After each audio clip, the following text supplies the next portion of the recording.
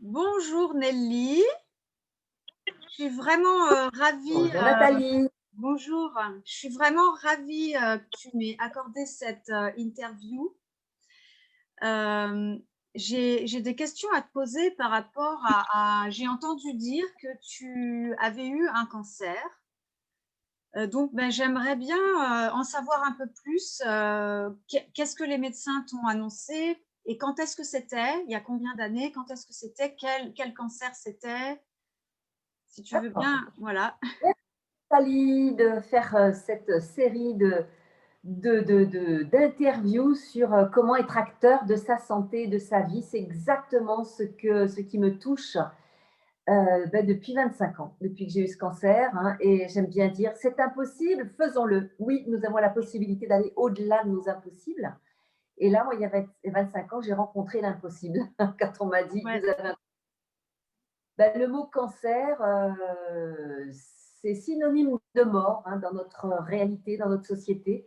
Donc, ça a été une douche froide, c'est vrai. Et voilà, ça m'a arrêtée dans ma vie et je me suis dit, waouh, je me suis sentie mortelle à ce moment-là. mm, J'avais jamais pensé à ça.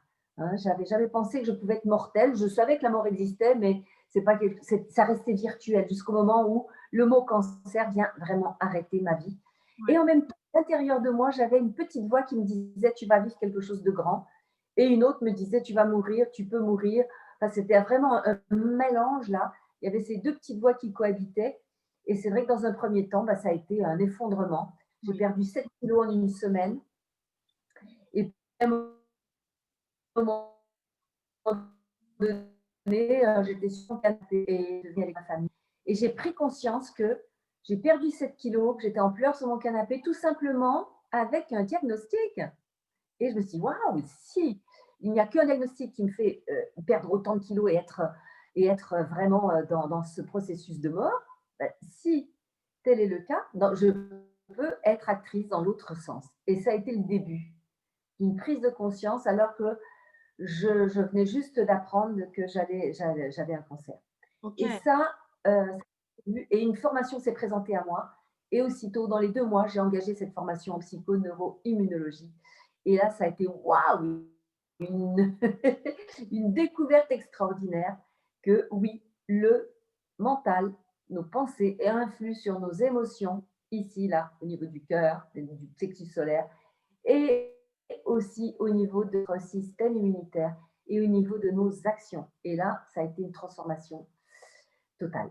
Voilà, pour dire un tout petit peu, mais bon, tu as peut-être d'autres questions. oui.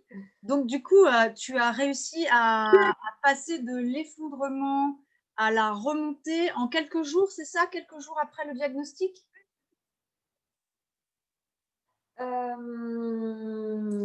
Quelques jours, je ne sais pas en termes de jours combien c'était, Ah mais ouais, ça a été assez rapide. ok, Il y a eu il y a les étapes du deuil d'Elisabeth Kubler-Ross.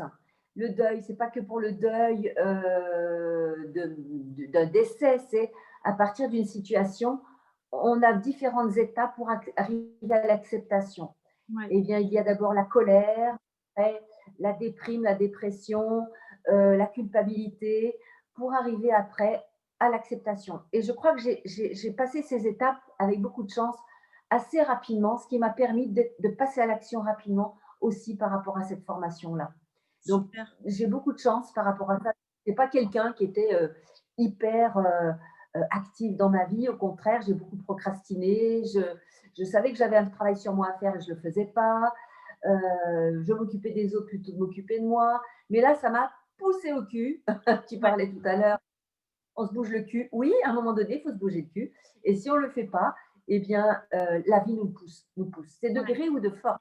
Et là, moi, ça a été un peu de force. ouais, ouais. Et du coup, tu es guérie de ton cancer maintenant puisque ça fait 25 ans? Ok. 5 ans. Donc, oui, tu allais dire par quelles étapes je suis passée, Ouais, c'est j'entends ça. ça. Par quelles étapes tu es passée pour guérir de ton cancer? C'est qu'on m'a dit, ben, vous avez un cancer au foie avec 9 nodules, on va vous faire une transplantation hépatique. Ça, c'était à Bordeaux. On vous fait une transplantation hépatique. Ah. Et là, moi, je dis non, ça, je ne sens pas ça. C'est trop violent pour moi. Et de cette manière-là.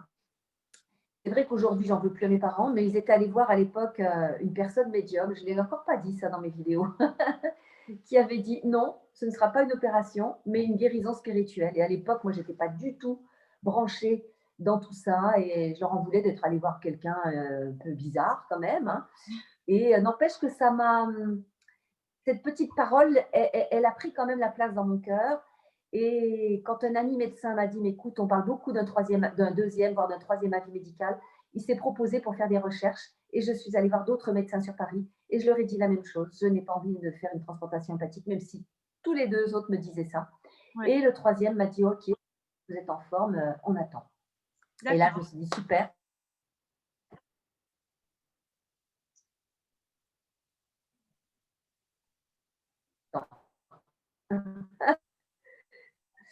Mon foie qui guérissait parce que j'imaginais au centre de mon plexus solaire un soleil et je faisais fondre les nodules hépatiques que j'imaginais comme des glaçons.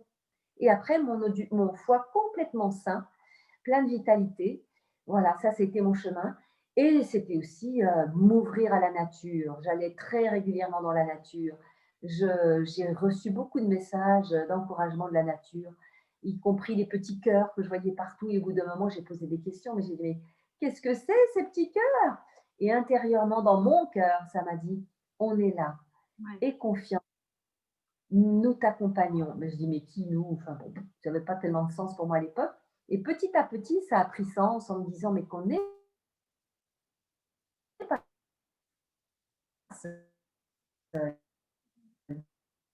la nature, on va dire, où certains sont là aussi, même si ce n'est pas palpable, pour nous accompagner vers nos transformations, pour peu qu'on pose des questions, pour peu qu'on ait une intention particulière de guérison ou de changement dans sa vie, quels que soient les événements, oui, c'est là et ça répond. Et quand ça fait waouh, ça m'a fait vraiment, je me suis dit, voilà, j'ai posé des questions et la vie me répond. Et c'est comme s'il y avait toutes des vibrations autour de moi qui étaient là. Et c'est pas que pour moi, hein, c'est pour tout le monde. Hein. C'est pas pour moi, petite Nelly. Non, non, non, non. C'est pour tout le monde. Ouais. Alors, si j'entends bien, tu as guéri de ton cancer par des visualisations, par la nature et parce que tu t'es sentie accompagnée par des êtres de lumière. Entre autres ça, il y a eu aussi la peinture. Je me suis ouverte à d'autres choses. Et tout ce que je voyais évoluer sur la toile évoluait dans mon corps et inversement. J'ai appris à gérer les pensées, les émotions, à prendre conscience que nos pensées, elles pouvaient être mortifères et qu'on pouvait aussi transformer ces pensées avec des outils très intéressants, justement, que je nomme aussi dans mon livre qui s'appelle Oser guérir. Il est sorti il y a très très peu de temps. Oser guérir son corps, son cœur, ses relations, sa sexualité, parce qu'on parle aussi de cela. On pourrait dire aussi son rapport à la nature, mais ça, c'est pas le titre, et sa planète, justement. Ouais. Et quand on vit tous nos rapports à la vie, eh bien, on a beaucoup de chance pour faire guérir son corps aussi. Ouais. Souvent, nous sommes dans des relationnels au niveau humain, des conflits vis-à-vis de la nature que l'on ne fait pas rentrer dans notre monde, des conflits aussi sur le plan spirituel où on a banni et la religion et le spirituel, où on a fait un amalgame de tout ça et on a jeté le bébé loup du bain avec. Et oui, le spirituel, on ne peut pas s'en passer. C'est là, pour moi, le spirituel, c'est qui je suis, d'où je viens, quel est le sens pour moi d'être sur cette terre, quelle est ma mission au sens tout simple, pourquoi je suis là sur Terre, quel est le sens. Et quand on commence à tirer le fil de ces questions, eh bien, les réponses viennent et c'est là où ça agrandit notre vie et où la vitalité est là, où la joie est là, où ça a du sens, où on a envie de se lever le matin et ça change tout. Et toi qui te lèves tôt le matin pour aller dans les lacs, oui, on a envie de se lever tôt le matin. Moi, je ne vais pas dans les lacs. Hein. J'aimerais bien, mais pas. J'en suis pas là, voilà. Je fais d'autres choses, mais pas ça. Mon corps n'aime pas du tout le froid et il me le fait savoir. Alors peut-être qu'un jour je pourrai le faire. Mais voilà, ça m'a donné vraiment envie de me lever le matin, d'avoir des activités qui ont du sens et mettre de la joie pour que justement mon système immunitaire remonte aussi. Et un jour, eh bien un jour, au bout d'un an, alors que j'avais accepté de mourir, en me disant: «Il s'est passé tellement de choses dans ma vie que même si je meurs, là maintenant, j'étais en train et j'allais à mon rendez-vous médical à Paris, de Charente-Maritime à Paris. Et là, comme par hasard, l'échographie montre que les nodules ont régressé. Waouh!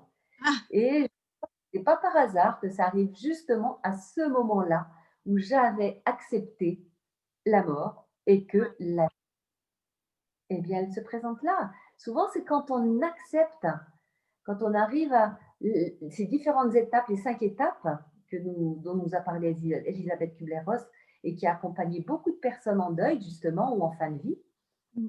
eh bien, on arrive à cette acceptation et à l'accueil de ce qui est, waouh, ça apporte une ouverture. Et en l'occurrence, c'était donc cette guérison, parce qu'il y avait aussi cet engagement à la vie. Avant, il y avait eu un engagement à la mort, et là, il y avait un engagement à la vie.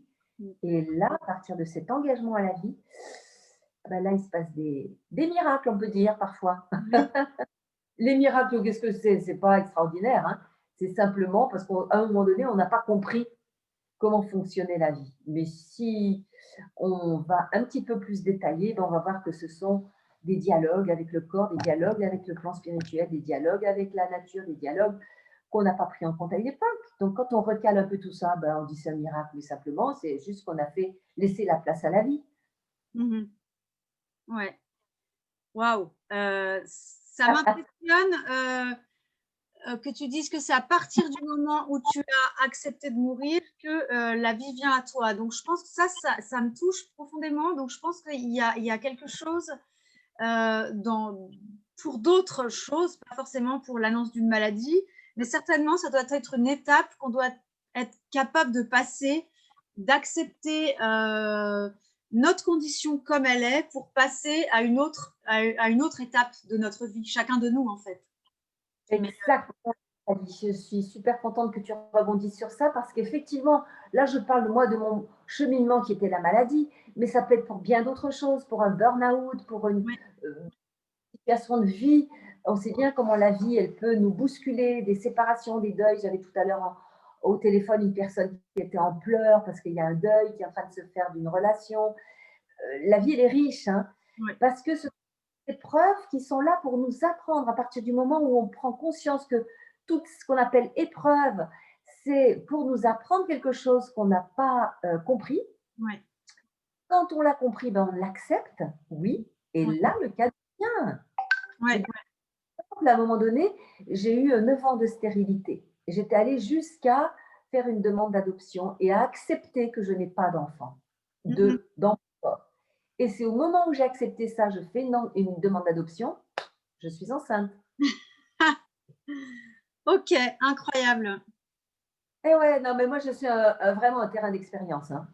Je, je fais des expériences pour vous et comme ça, je peux après vous apporter mes expériences et vous accompagner, vous qui écoutez, qui regardez, quand vous vous sentez en situation de blocage, en situation de mais je ne comprends pas ce qui se passe, j'arrive pas à avancer, et puis c'est pas juste cette vie, c'est Ouais, vraiment pas juste.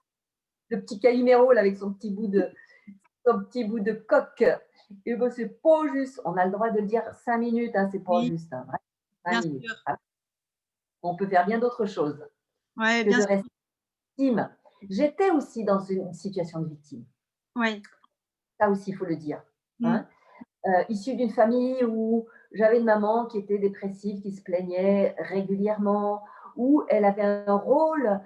Quand elle se plaignait, elle avait une place. Donc, moi, j'ai intégré le fait que d'être en victime, eh Oui. bien, il y avait des bénéfices.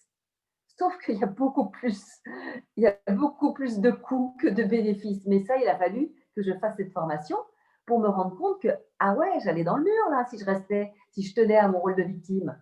Ah ouais, d'accord. Donc ça, c'est aussi super intéressant de se rendre compte qu'on endosse des, des, des, des, des paletots parce que c'est l'enseignement familial, c'est l'enseignement sociétal, c'est très franco-français aussi, il faut le savoir.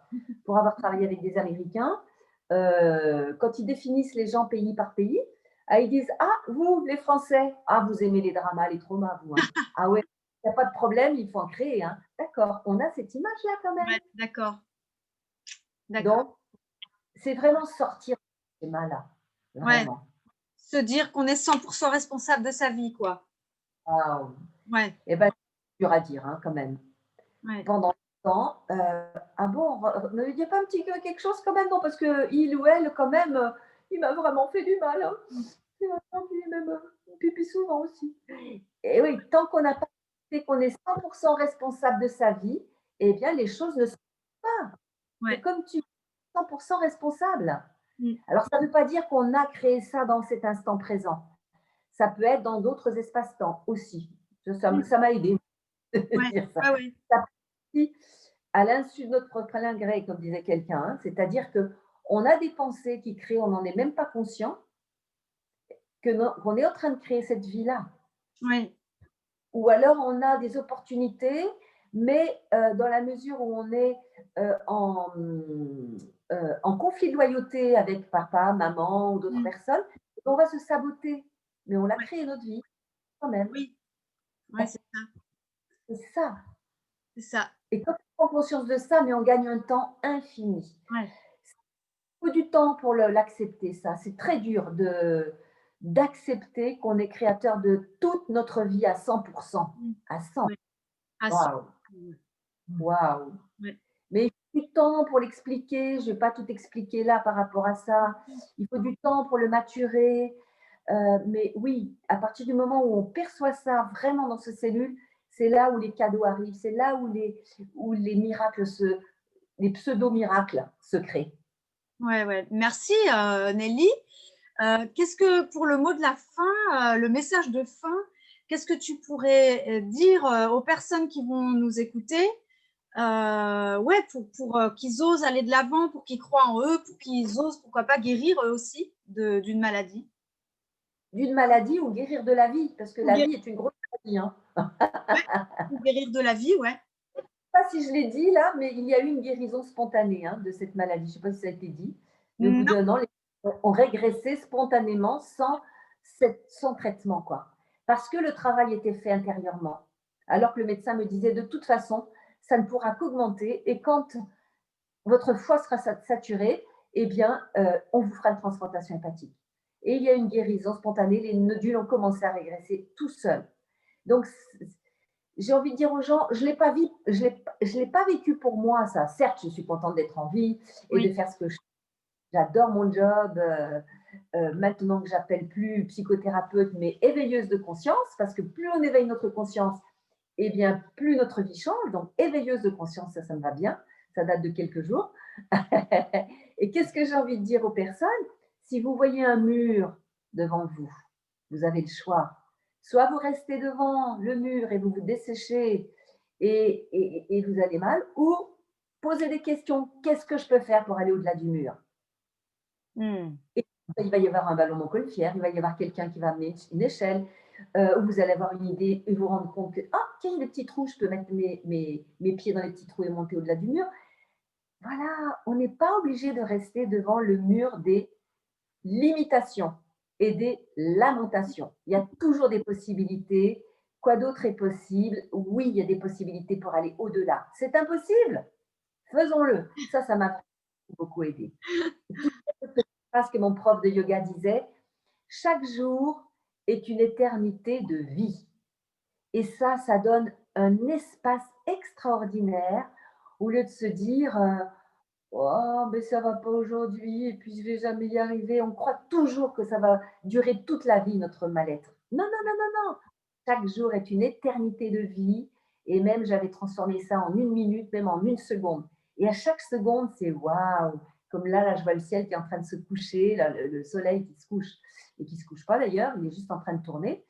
Et voilà, un début de ciel de nuit. C'est magnifique, les arbres qui sont là en filigrane devant, mais chaque seconde est merveilleuse. Ce moment-là qu'on a d'échange, Nathalie, est vraiment infiniment gratitude à ce programme que tu es en train de mettre en place.